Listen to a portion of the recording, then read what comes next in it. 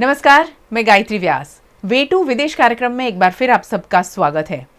जब हम हमारे देश में, हमारे स्टेट में या हमारे शहर में कोई भी बिजनेस शुरू करते हैं, उससे पहले बहुत सारी जानकारी इकट्ठा करते हैं। उस बिजनेस के बारे में सर्वे करते हैं कि ये बिजनेस में और कौन कौन है, किस तरह इस बिजनेस को हम हमारे लिए सफल बना सकते हैं और इसमें हम हमारे परिवार का गुजारा कर सकेंगे। ऐसी कई बातें हम सोचते हैं, मगर जब बतौर बिजनेसमैन अगर आप विदेश जाना चाहते हैं, विदेश जाकर कोई बिजनेस करना चाहते हैं, तो कितनी सारी चीज़ें आपको सोचनी होगी, कितनी सारी जानकारी आपके पास में होनी चाहिए। इसी मुद्दे पर आज हम बात करने वाले हैं वे टू विदेश कार्यक्रम में। है आज का हमारा मुद्दा है डिफरेंट बिजनेस कैटेगरी के लिए कनाडा कितना सही है। कनाडा में जाकर आप बिजनेस करना चाहते हैं तो उसके बारे में आज हम आपको पूरी जानकारी देने वाले हैं। जो सवाल आपके मन में है वही सवाल मैं आज पूछने वाली हूं। आज फिर एक बार हमारे साथ जुड़े हैं रवि विर्क जी। बहुत स्वागत है आपका। Thank you Gayatri for having me here. Thank you. जो हमारे साथ में नए दर्शक जुड़े हैं पिछले एपिसोड में जिन्होंने देखा था, उसके अलावा जो लोग हमसे आज जुड़े हैं उनके लिए मैं रवि जी के बारे में थोड़ी सी जानकारी दे दूं। 1993 से रवि जी कनाडा में बसे हुए हैं और पिछले 15 सालों से इमिग्रेशन कंसल्टेंट बतौर सेवाएं दे रहे हैं। कनाडा की कॉलेज में उन्होंने इमिग्रेशन लॉ पढ़ाया है और इमिग्रेशन कंसल्टेंट के लिए उन्होंने सेमिनार भी कंडक्ट किए हैं। इसीलिए उनको हमने हमारे स्टूडियो में बुलाया है ताकि एक सही व्यक्ति सही जानकारी आपको दे सके। सबसे पहला सवाल रवि जी, बहुत सारे स्टूडेंट तो कनाडा जाते हैं, उसकी संख्या बढ़ती ही जा रही है, मगर एक बिजनेसमैन को जाना है वहाँ पर, तो उसके लिए क्या क्या वहाँ नियम है, क्या प्रावधान है कैनेडियन सरकार की ओर से? जी, कनाडा जाने के लिए बेसिकली आपके पास दो रास्ते रहते हैं, चाहे वो आप एज ए बिजनेसमैन जाएं या अदरवाइज। एक तो रहता है फेडरल प्रोग्राम, बहुत सारे फेडरल प्रोग्राम्स हैं जिनके अंडर आप जा सकते हैं, और दूसरे रहते हैं प्रोविंशियल प्रोग्राम्स। उन प्रोग्राम्स को हम लोग पीएनपी प्रोग्राम्स ही बोलते हैं, प्रोविंशियल नॉमिनी प्रोग्राम। तो सेम थिंग, जो बिजनेसमैन हैं उनके लिए भी वही रास्ते दोनों हैं। कुछ फेडरल प्रोग्राम्स हैं बिजनेस के लिए और कुछ हैं जो प्रोविंशियल प्रोग्राम्स हैं जी। तो ये दोनों में से कोई भी वो चूज़ कर सकते हैं।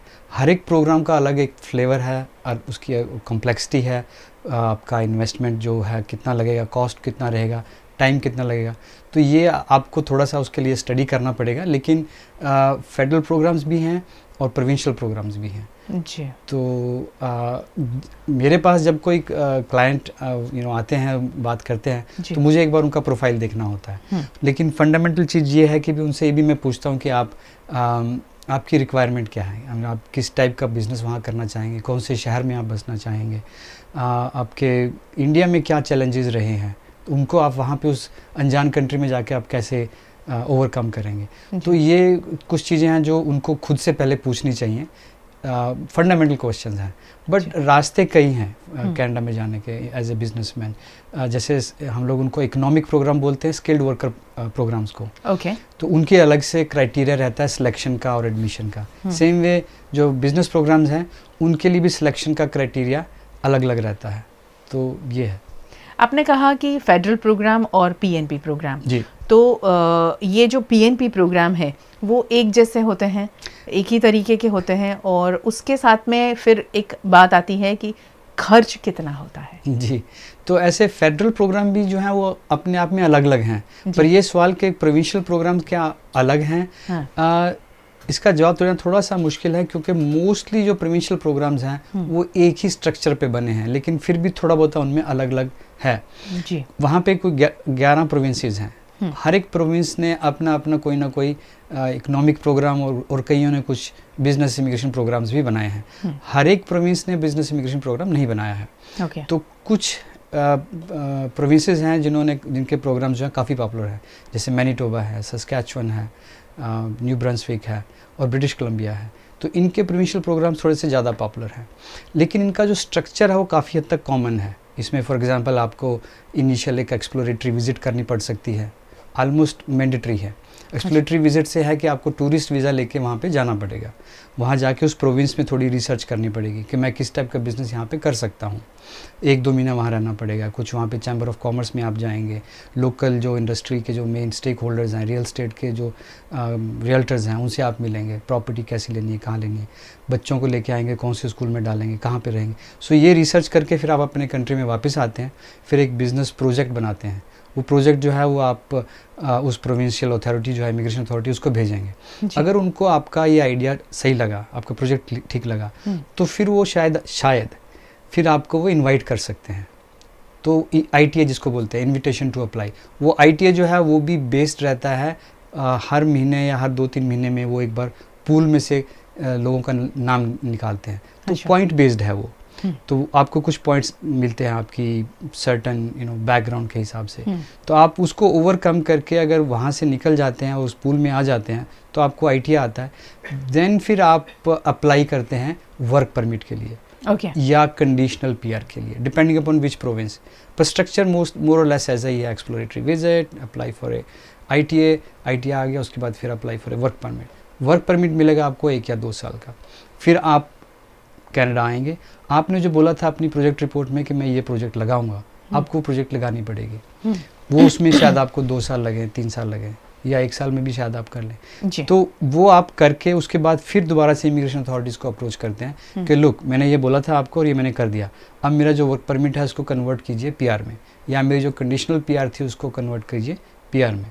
तो ये ओवरऑल प्रोसेस जो है काफ़ी हद तक कॉमन है most of the provincial PNP programs में। जो फेडरल प्रोग्राम्स हैं उनका फ्लेवर अलग है, क्योंकि 2-3 पॉपुलर प्रोग्राम है federal. I would love to talk about them also, पर वो थोड़ा सा अलग है, उनका स्ट्रक्चर थोड़ा सा अलग है। कैसे अलग है? देखिए, उसमें मोस्टली वो पहले तो आपको इनकरेज नहीं करते कि आप एक्सप्लोरेटरी विजिट करें तो अच्छा है। अच्छा। हाँ, कुछ प्रोग्राम्स ऐसे हैं जैसे C11 है, जिसको हम लोग ओनर ऑपरेटर बोलते हैं, या इंट्रा कंपनी ट्रांसफ़र है। उसमें कुछ हद तक है कि आपको वहाँ जाके एक्सप्लोर करके और कोई प्रोजेक्ट के ऊपर काम करना पड़ेगा और फिर वापस आके वर्क परमिट के लिए अप्लाई करना है। लेकिन वहाँ जाके वापस once you have been there in Canada under a work permit category, तो वो वर्क परमिट से फिर आपकी जो PR का जो रास्ता है, जो जर्नी है, वो एक अलग प्रोग्राम है, एक्सप्रेस एंट्री, उसके साथ कनेक्टेड रहता है। उसमें अगर आप कहीं पे अगर आप पॉइंट सिस्टम में अगर आप पूरे नहीं उतरते तो इसका अंदेशा आपको पहले से होना चाहिए। ये नहीं कि आपने इतना पैसा लगाया, इतना टाइम लगाया और बाद में एक्सप्रेस एंट्री में आप फेल हो गए। तो वो थोड़ा सा अलग है, उनका जो रास्ता थोड़ा सा अलग है, लेकिन टाइम वाइज और कॉस्ट वाइज ये सारे प्रोग्राम्स एक जैसे ही हैं। तो आपने जैसे एक सवाल पूछा कि इनका खर्चा कितना होता है। जी। तो खर्चा डिपेंड करता है कि भी आपने एक्सप्लोरेटरी विजिट पे कितना पैसा लगाया, आपने किस टाइप का इमिग्रेशन कंसल्टेंट हायर किया, उसने बिजनेस प्रोजेक्ट रिपोर्ट के ऊपर कितना खर्चा किया, फिर आपने कौन से प्रोविंस में, कई प्रोविंसेस हैं जो आपसे मिनिमम $150,000 का मिनिमम इन्वेस्टमेंट मांगते हैं, और कई ऐसे हैं जो $250,000 मिनिमम इन्वेस्टमेंट, और ये मिनिमम है। Minimum is the key here, क्योंकि मिनिमम का मायने ये है कि आपको मोर और लेस उससे कहीं ज़्यादा लगाना पड़ेगा। तो इन सब चीज़ों को आप फिर कुछ उसमें हिडन खर्चे भी रहते हैं। आपको वहाँ पे 3-4 साल वहाँ पे रहना है या 2-3 साल रहना विद फैमिली, तो उसका खर्चा भी आपको ऐड करना पड़ेगा। फिर आप यूँ समझें कि आपने अपना जो चलता चलाया बिजनेस अपने होम कंट्री में छोड़ा, चाहे वो कोई जॉब थी या वो, और वहाँ पे जाके आप कनाडा में जॉब बिजनेस चला रहे हैं, तो ये लॉस ऑफ अपॉर्चुनिटी जो इंडिया में या अपने होम कंट्री में छोड़ के गए, या लॉस ऑफ रेवेन्यू छोड़, वो भी आप अगर काउंट करें, तो ये सारा अगर देखें तो ये हम हमारे एक्सपीरियंस में हमने देखा है कि ये $4-5 लाख से कम नहीं पड़ता। Close to $500,000। ओके। आपने जिक्र किया वर्क परमिट और PR के लिए, जी, जो बिजनेस कैटेगरी प्रोग्राम में वहाँ गए हैं जी। तो ये PR के लिए जब कोई अप्लाई करता है तो कितना समय लगता है, जो बिजनेस कैटेगरी में कनाडा गया है? जी, सो अगेन मैंने आपको जो प्रोसेस बताया था सिर्फ इसी पर्पस के लिए बताया था कि कुछ एक अंडरस्टैंडिंग हो जाए कि इसमें स्टेप्स कितने हैं। हर स्टेप पे कहीं ना कहीं आप एक इमिग्रेशन ऑफिसर को चैलेंज कर रहे हैं, और वो आपको, आपकी एप्लीकेशन को, तो उसमें डिलेज होना और टाइम लगना और पैसा लगना लाजमी है। जी। तो जितने भी ये प्रोविंशियल प्रोग्राम्स हैं इनमें एक्सप्लोरेटरी विजिट से लेकर और जब तक आपका पीआर नहीं होता बीच में वर्क परमिट भी आएगा, आपको अपना बिजनेस जो है लगा के प्रूव भी करना है। सो हमारे एक्सपीरियंस में ये सब जो टोटल प्रोजेक्ट को जो टाइमिंग है इसका प्रोसेसिंग टाइम, ये आज की डेट में 4-5 साल से कम नहीं है। देयर वाज ए टाइम जब ये कोविड से भी 2-4 साल पहले ये 2 या 3 साल में हो जाता था, लेकिन आजकल थोड़ा इसमें I would say around 4 to 5 years minimum आप लेके चलें। 4 to 5 years जी।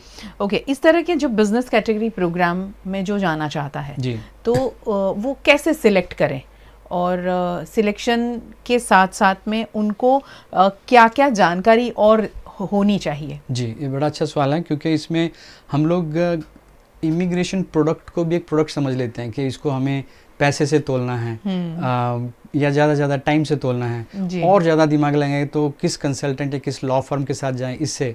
पर इसमें कई चीज़ें और भी हैं एक बिजनेसमैन के लिए, एक स्टूडेंट के लिए, एक स्किल्ड वर्कर के लिए शायद यही एक 2-4 पैरामीटर्स हैं जिनके ऊपर आप सोचें और आगे बढ़ें। लेकिन एक बिजनेसमैन को थोड़ा सा ज़्यादा सोचना पड़ेगा। जैसे आप अपने कंट्री में चाहे कितने भी सीजन्ड बिजनेसमैन क्यों ना हो, आपके पास कितना भी बिजनेस एक्यूमेंट क्यों ना हो, लेकिन आपको वो सारा टैलेंट स्किल जो है, स्किल सेट है, वो कंट्री स्पेसिफिक है। अब अभी आप कनाडा मूव कर रहे हैं, वहाँ पे आपको all of a sudden totally नए सिरे से करना है। वहाँ पे लैंग्वेज इशू भी आ सकता है, कल्चरल इश्यूज भी आ सकते हैं, वहाँ के जो ह्यूमन रिसोर्सेज लॉ हैं उनको आप नहीं जानते, इनकम टैक्स लॉज हैं उनको नहीं जानते, कॉर्पोरेट लॉज नहीं जानते, वो सब लीगैलिटीज़ कितनी हैं। लैंग्वेज कहने में आसान लगती है लेकिन आप जस्ट इमेजिन कीजिए कि आपने मैनीटोबा के किसी छोटे से शहर में जाके कोई बिज़नेस खोला, वहाँ पे आपने कुछ गोरों को या गोरियों को रखा, उनकी कल्चर में और आपकी कल्चर, आप बॉस हैं उनके, और जैसे आपने यहाँ पे आप जिस तरीके से हम लोग बिजनेस कंडक्ट करते हैं वहाँ पे हम नहीं कर पाएंगे, जो बिहेवियर है यहाँ, राइट जी। तो वो कई बार फिर ओवर स्टाफिंग करनी पड़ जाती है या कुछ लोग छोड़ के चले गए तो आपको इनसिक्योरिटी हो जाती है, तो मैनेजर्स फिर ज़्यादा रखने पड़ते हैं, वो चैलेंजेस आ जाते हैं। लैंग्वेज सिर्फ सीखने से नहीं होगा, कल्चर को में रमने से नहीं होगा, क्योंकि अभी तक आपको पीआर नहीं मिली। पीआर मिल जाती है फिर आप जो भी करें, तो इस टाइप से मन में कई तरह की इनसिक्योरिटीज़ रहती हैं। फिर आपके साथ आपका पूरा परिवार भी होता है, आपके पास आपके बच्चे भी हैं, आप वर्क परमिट पे रह रहे हैं, तो वो भी कहीं ना कहीं उसी सोसाइटी में रह के घर में उस एक स्ट्रेस फैक्टर भी रहता है। सो जो दूसरी कैटेगरीज हैं उनमें हम लोग यहाँ से पीआर लेके जाते हैं। इसमें क्या रहता है कि आप वहाँ जाके स्ट्रगल कर रहे हैं, एक बिज़नेस नया जो है उसको ग्रास रूट लेवल से ऊपर लेके आ रहे हैं और अभी तक आपके पास पीआर नहीं है। सो कहीं वो चीज़ों का अगर आपको गुमान है और पैसा अगर इतना लगा सकते हैं और टाइम के साथ, तो यस मैंने पिछले 7-8 साल से बिज़नेस इमिग्रेशन केसेस पे ही काम किया है और मैंने कुछ हद तक पेन भी देखी है इसमें और सक्सेसफुल भी हुए हैं। पर ये फंडामेंटल इश्यूज़ हैं जो क्वेश्चन आप पूछ रहे हैं कि ये पहले से मालूम होना चाहिए। कितना मुश्किल है वहाँ बिजनेस करना? वैसे आपने जो बातें बताई हैं उससे तो ऐसा लगता है कि कुछ चीज़ों में अगर हम अवेयर हैं तो शायद मुश्किल नहीं है जी, मगर फिर भी कितना मुश्किल है और कितना आसान है कनाडा में बिजनेस करना? देखिए बिजनेस करना इतना मुश्किल नहीं है वहाँ पे जी। इनफैक्ट वहाँ पे जो चले चलाए बिजनेस हैं ज़्यादा मार्केट में बिकते हैं और उनको एक्वायर करना आसान है। जैसे हम लोग तो यहाँ पे एक हलवाई का बेटा और उसका बेटा भी आगे जो है वो पुश्ते नहीं चलता ही रहता है। वहाँ ऐसा नहीं है, वहाँ पे लोग बहुत मोबाइल हैं, बिजनेस टू बिजनेस। एक एवरेज कनेडियन जो है वो 5 बार अपना करियर चेंज करता है, जॉब्स नहीं, करियर चेंज करता है। अब देखिए मैं एक मैकेनिकल इंजीनियर था यहाँ से, इंडिया से, वहाँ भी जाके इंजीनियरिंग पढ़ा, फिर प्रोजेक्ट मैनेजमेंट में गए, फिर सेल्स में गए, फिर रेस्टोरेंट ओनरशिप में गए, आज मैं इमिग्रेशन काउंसलिंग कर रहा हूँ। सो आम कैनेडियन का, नॉट कि भी जो एक इमिग्रेंट है उसका, आम कैनेडियन का भी जो जर्नी है वो ऐसे ही 5-6 प्रोफेशन में रहती है।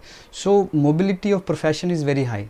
अगर मेरे पास कोई अच्छा एक मैंने बिजनेस सेटअप किया तो ये नहीं है कि मैं सारी उम्र उसमें ही रहूँगा, मेरा मन चेंज हो गया या मैंने उस शहर से निकल के दूसरे शहर में कहीं जाना है और फिर वहाँ पे जो जिस टाइप की वहाँ पे सोसाइटी है, घर में जो फैमिली स्ट्रक्चर है वही चेंज हो जाता है। आपको अपने बच्चों के लिए कोई बहुत ज़्यादा नहीं सोचना पड़ता जैसे यहाँ पे सोचना पड़ता है। तो फैमिली स्ट्रक्चर चेंज हुआ तो आपने वो बिजनेस बेच दिया। उसका ये चेंज करने के पीछे का कारण ये नहीं है कि असफलता आपको मिली है नहीं। इसीलिए आपने चेंज किया है, नहीं। आप सफल हैं तब फिर भी चेंज करते हैं? वो ज़्यादातर लोग वही हैं जो सफल होकर 4 पैसे बना के उसमें से निकलना चाहते हैं। हाँ, कुछ लोग ऐसे भी हैं जो घाटे का बिजनेस भी बेचते हैं जी। पर आपके लिए एज ए जिससे बायर्स बिवेयर मार्केट, आपको कहीं ना कहीं तो वो ध्यान रखना पड़ेगा। लेकिन क्योंकि हर चीज़, हर इंडस्ट्री वहाँ पे रेगुलेटेड है, जो रियल्टर आपके साथ जुड़ेगा वो रेगुलेटेड इंडस्ट्री से आएगा, तो आपको वो गलत सलाह नहीं दे सकता। तो वो जैसे यहाँ पे हमने कोई मकान खरीदना है तो बहुत सारी वेबसाइट्स हैं, बहुत सारे प्रॉपर्टी डीलर हैं, वैसे ही वहाँ पे कमर्शियल रियल्टर्स हैं जो सिर्फ और सिर्फ बिजनेसेस में ही डील करते हैं, उनका लाइसेंस वहीं तक ही है। तो वहाँ पे बिजनेस खरीदना बड़ा आसान है। तो अगर मैंने अपने मन में एक टारगेट बनाया कि मुझे $1 लाख साल का कहीं ना कहीं मेरे को इनकम चाहिए अपनी फैमिली के लिए, तो उसके हिसाब से 2 लाख या 3 लाख का कोई बिज़नेस जो मेरे को कहीं पे लेना है, तो उस टाइप के बिजनेसेस अवेलेबल रहते हैं। हर तरह के बिजनेसेस, चाहे वो रेस्टोरेंट्स हों, कॉलेजेस, यूनिवर्सिटीज़ क्यों ना हों। तो वहाँ पे ये कॉन्सेप्ट थोड़ा यहाँ से हम लोग सोचते हैं तो हमें थोड़ा अजीब सा लगता है कि बिज़नेस इतनी आसानी से कैसे मिल जाते होंगे, पर वेबसाइट्स हैं, न्यूज़पेपर्स में एड्स आती हैं, you can buy. So running a business और buying an already running business is very easy. तो वो इतना मुश्किल नहीं है, लेकिन आप कहाँ पे कौन सा बिज़नेस करेंगे, कितना उसमें पैसा लगाएंगे, वो थोड़ा उसके लिए शायद किसी एक कंसल्टेंट के साथ बैठना पड़ेगा। जी। कौन सा बिज़नेस सबसे ज़्यादा पॉपुलर है कनाडा में? अगेन आपके खुद की बैकग्राउंड पे है और किस शहर में आप जाके, अब फॉर एग्जांपल अगर आप ब्रिटिश कोलंबिया में जाएं, वहाँ पे जो वैंकूवर है, तो वहाँ पे टूरिज़्म, वहाँ पे फॉरेस्ट्री, कंस्ट्रक्शन, ये वहाँ पे बहुत, और वहाँ पे हॉलीवुड की काफ़ी स्पिल ओवर है। वहाँ वैंकूवर में बहुत सारी फिल्म प्रोडक्शंस होती हैं। वैंकूवर इसीलिए पहचाना जाता है कि वहाँ फिल्म प्रोडक्शन सबसे ज़्यादा होती हैं। जी, तो वो एक इंडस्ट्री है। और लोकेशन बहुत ज़्यादा अच्छा है वैंकूवर का, बहुत सुंदर, और लोग उसी के लिए वहाँ जाते हैं कि अच्छा लोकेशन है, शूट करेंगे। बिल्कुल। तो वैंकूवर सियाटल के भी बहुत करीब है। सियाटल जहाँ पे बोइंग की फैक्ट्री है, तो इलेक्ट्रॉनिक्स इंडस्ट्री भी वहाँ काफ़ी है। तो डिपेंड करता है किस शहर में आप जाते हैं। वहाँ पे एग्रीकल्चर भी बहुत है, जो पूरा प्रेरीज भरा हुआ है। पूरे नॉर्थ अमेरिका की जो ग्रेन बाउल है वो प्रेरीज में है, मैनीटोबा के आसपास। तो वहाँ पे बहुत सारे फार्मिंग, यहाँ से पंजाब से बहुत लोग गए हैं, गुजरात से बहुत लोग गए हैं जिन्होंने वहाँ जाके फार्म्स खरीदे हैं। ब्रिटिश कोलंबिया में भी। तो farming is also a very big industry there. अगर आप टोरंटो की तरफ जाएंगे तो वहाँ पे मैन्युफैक्चरिंग इंडस्ट्री भी बहुत है। सो आपके प्रोफाइल को कहीं कोई मिसमैच होगा ये नहीं मैं समझता। अगर आजकल खासकर अगर दिल्ली या जो यहाँ पे जो मेजर मेट्रोपॉलिटन सिटीज़ हैं गुजरात में भी, उनकी फास्ट लेन्स में अगर आपने ज़िंदगी जी है, तो मुझे नहीं लगता कि आप वहाँ पे कनाडा में किसी तरीके से अनसक्सेसफुल होंगे। जी, आपने जिक्र किया कि बिज़नेस खरीद सकते हैं, वहाँ बिज़नेस बहुत आसानी से बिकता है और लोग खरीदते हैं। दूसरी बात आपने अभी जिक्र किया कि ब्रिटिश कोलंबिया में लोगों ने जाके खेती भी की है, किसान बने हैं। तो पीआर होने से पहले प्रॉपर्टी खरीदी जा सकती है? देखिए, किस टाइप की प्रॉपर्टी आप खरीदना चाहते हैं उस पर डिपेंड करता है। रेजिडेंशियल प्रॉपर्टी खरीदना जो है थोड़ा मुश्किल है आजकल। कैनेडियन गवर्नमेंट ने पिछले साल बैन लगाया था, तो अगले 2 साल तक तो वो शायद चलेगा। बट कुछ कैटेगरीज ऐसी हैं इमिग्रेंट्स की जो इमिग्रेशन से पहले आप खरीद सकते हैं, वर्क परमिट होल्डर्स जो हैं वो खरीद सकते हैं। लेकिन आप पीआर बनने के बाद तो कोई भी प्रॉपर्टी ले सकते हैं। जी, पीआर से पहले वो फॉरेन इन्वेस्टर्स पे आजकल कुछ टाइम के लिए बैन है, तो वो कब खुलेगा कुछ कहा नहीं जा सकता। और अगर आप खरीदेंगे भी तो थोड़ी सी वो महंगी होगी, क्योंकि बैन लगने से पहले 20% का टैक्स उन्होंने लगाया था। तो कहीं ना कहीं वो डिस्करेज किया जा रहा था, क्योंकि property rates as you know सारी वर्ल्ड में सब जगह पे बढ़ रहे थे। और वैंकूवर और टोरंटो और जो मेजर मेट्रोपॉलिटन सिटीज़ हैं कनाडा के, वहाँ पे प्रॉपर्टीज रेट्स जो काफ़ी बैलून कर गए थे। तो उसको रोकने के लिए, उसको थोड़ा सा उसमें डैम्पनिंग लाने के लिए ये कदम उठाया गया था। बट अगर आप पीआर हैं तो फिर तो आप खरीद कोई दिक्कत ही नहीं है, आपके लिए खुला आसमान है, आप जो करना चाहे कर सकते हैं। आखिर में जो वडोदरा शहर के, गुजरात से, जहाँ से भी हमें लोग देख रहे हैं, उनमें जो बिजनेसमैन है और बिजनेसमैन नहीं भी है मगर उनके पास में बिजनेस के आइडियाज बहुत सारे हैं, वो कनाडा जाकर बिजनेस करना चाहते हैं, उनको क्या सलाह दोगे आखिर में? देखिए, गुजरात से और पंजाब से बहुत लोग वहाँ पे जाते हैं। इनफैक्ट गुजरात से लोग पहले अमेरिका ज़्यादा जाते थे, तो 90s में जब मैं वहाँ पे गया था तो गुजराती थोड़े से कम थे कंपैरेटिवली, पंजाबियों से तो कंपैरेटिवली आज भी थोड़े से कम है, लेकिन अब बहुत लोग हैं जो गुजराती वहाँ पे सेटल हुए हैं और बिजनेस इमिग्रेशन के अंडर कैटेगरीज के अंडर बहुत लोग गए हैं और उन्होंने वहाँ पे अपना पूरा कम्युनिटी बनाया है। एक वहाँ पे अच्छा प्रोग्राम है जिसके बारे में अगर कभी आप वक्त दें तो मैं उसके बारे में बात करूँगा, स्टार्टअप वीज़ा।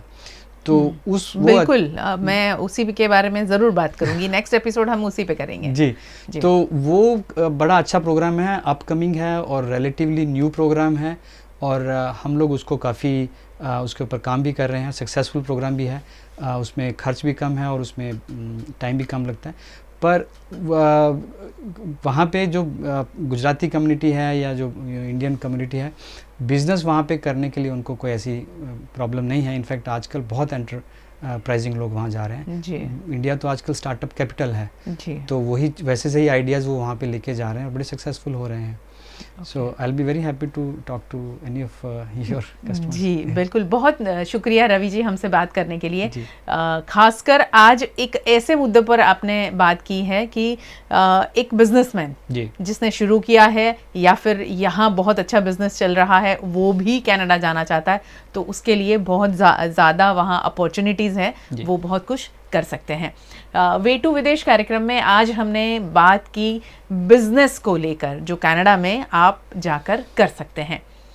ये वीडियो आपके लिए बहुत ज़्यादा मायने रखता है क्योंकि हम गुजराती, मैं बात करूं सिर्फ गुजरातियों की, तो हम गुजराती बहुत ज़्यादा बिजनेस माइंड पीपल में गिने जाते हैं पूरे वर्ल्ड में कि गुजराती जहाँ पर भी हो एक छोटा सा बिजनेस से अपनी शुरुआत करता है और काफ़ी सफलता की सीढ़ियाँ चढ़ता है।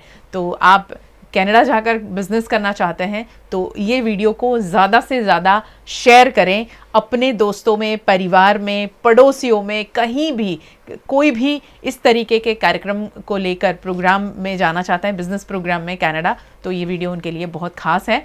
VNM टीवी पर खबरें और इसी खास चर्चाओं के लिए हमारे साथ जुड़े रहे। VNM टीवी का यूट्यूब चैनल सब्सक्राइब करें, VNM टीवी का फेसबुक पेज लाइक करें। VNM टीवी अब जियो टीवी और वोडाफोन टीवी पर दिन भर खबरें और ऐसी खास चर्चा लेकर पहुंचता है आप तक, और अब VNM टीवी जियो फाइबर के जरिए आपके घर तक पहुंचा है। तो जुड़े रहे VNM टीवी के साथ। नमस्कार।